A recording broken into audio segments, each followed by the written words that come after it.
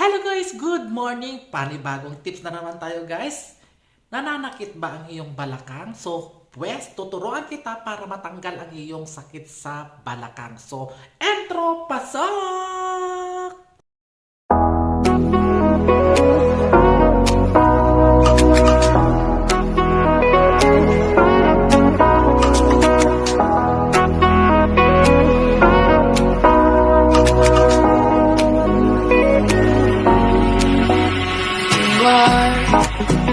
My fire, the one desire, believe when I.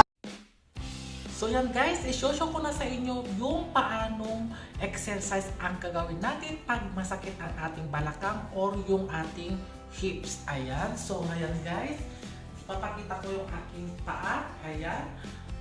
So, cross step natin yung ating left side legs. Then, hawakan dito sa may ninyo, baywang. And move forward. 1, 2, 3, 4, 5,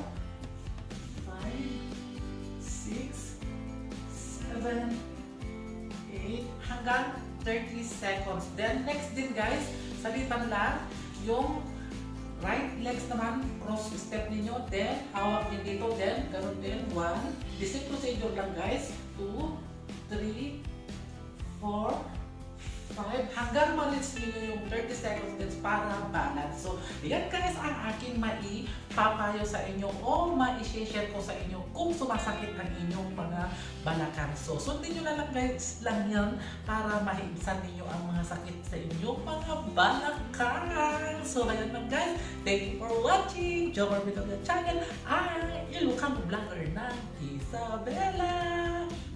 Please subscribe and click na rin ang ating notification bell para pag may bagong upload si Kuya Jomar ninyo, mano-notify kayo. So God bless us all! Adios!